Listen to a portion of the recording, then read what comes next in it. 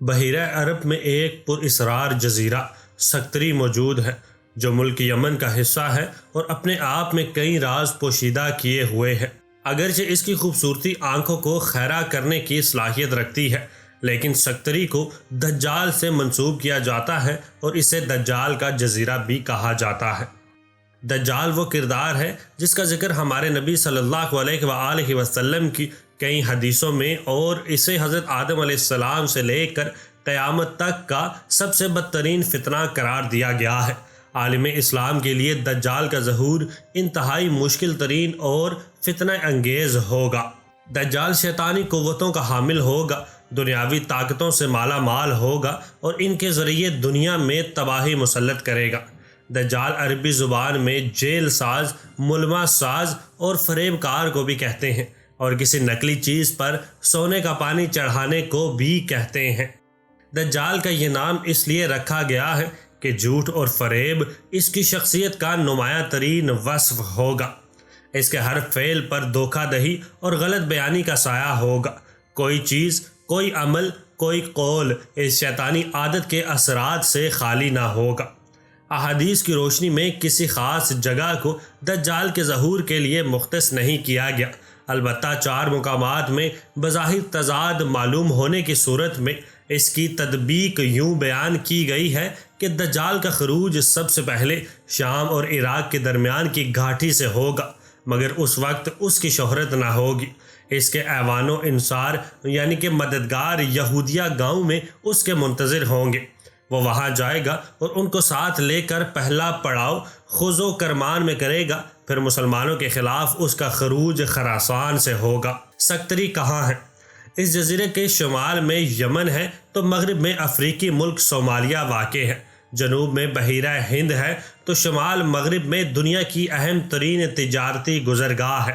یہ جزیرہ حقیقت میں افریقہ کا حصہ تھا، مگر 50 لاکھ سال قبل جب دنیا کے تمام بر اعظموں سے جدا ہو گیا، یہاں کے نباتات، چرند پرند اور دیگر ماحول دنیا کے ہر حصے سے کافی حد تک مختلف ہیں۔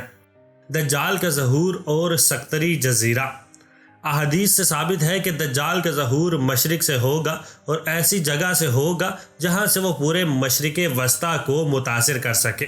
اس کے علاوہ اس کی رہائش کی جگہ منفرد ہوگی، تو ان تمام نشانیوں کے سبب لوگ اس جزیرے کو دجال کے جزیرے کے نام سے پکارتے ہیں۔ صرف یہی نہیں، اس جزیرے کا عرفی نام گالاپاگوس آف عرب ہے، اسے ایلین آئی لینڈ بھی کہا جاتا ہے۔ اس جزیرے کی مٹی کو دنیا کی زرخیز ترین مٹی میں شمار کیا جاتا ہے، جس میں نہ صرف اگنے کی طاقت بہت زیادہ ہے بلکہ یہاں پر اگنے والے نباتات دنیا کے دیگر حصوں سے مختلف اور انوکھے ہوتے ہیں، جو دنیا کے کسی اور حصے میں نہیں اگ سکتے۔ اس جزیرے میں ایک خاص قسم کا درخت بھی پایا جاتا ہے جسے ڈریگن بلڈ ٹری کہا جاتا ہے۔ مقامی لوگ اس درخت کو دم الخوین کے نام سے بھی پکارتے ہیں، جس کا مطلب 2 بھائیوں کے خون والا درخت ہے۔ اس درخت کے تنے سے خون کے رنگ کا ایک رس نکلتا ہے جسے دیکھ کر ایسا محسوس ہوتا ہے جیسے درخت سے خون بہہ رہا ہو۔ اس درخت سے خون نما نکلنے والی اس گوند کو ماضی میں مختلف کاموں کے لیے مقدس سمجھ کر استعمال کیا جاتا تھا، اور حالیہ دور میں بھی اس کا استعمال کاسمیٹکس اور مختلف ادویات میں کیا جاتا ہے۔ اس جزیرے میں ایک اور انوکھا پودا جو پایا جاتا ہے جسے بوٹل ٹری کہا جاتا ہے۔ اس کا تنا نیچے والے حصے میں بوتل کی طرح چوڑا ہوتا ہے، جبکہ اوپر جاتے جاتے یہ پتلا اور نازک ہو جاتا ہے۔ اس پودے پر لگنے والے پھول اتنے خوبصورت ہوتے ہیں کہ ان کو صحرائی گلاب بھی کہا جاتا ہے، لیکن یہ پودا شدید زہریلا ہوتا ہے۔ اس جزیرے پر تقریباً 700 ایسے نباتات پائے جاتے ہیں جو دنیا کے کسی اور حصے میں نہیں پائے جاتے۔ جزیرے میں بیک وقت صحرا، ساحل، پہاڑ اور غار موجود ہیں۔ اس جزیرے میں ایک جانب سفید مٹی کے ساحل موجود ہیں تو دوسری جانب اسی مختصر سے جزیرے میں 1500 میٹر بلند پہاڑ بھی موجود ہیں، جہاں ایسی غاریں موجود ہیں جن میں قدیم دور کے انسانوں کے نشانات موجود ہیں، جو ثابت کرتے ہیں کہ یہ جزیرہ روز اول سے انسانوں کا مسکن تھا۔ یہ جزیرہ بہت سی شاندار شکل والی وادیوں سے بھی بھرا ہوا ہے، جس میں صاف ندیاں سفید ریت کے ساحلوں کے وسیع حصوں تک بہتی ہیں۔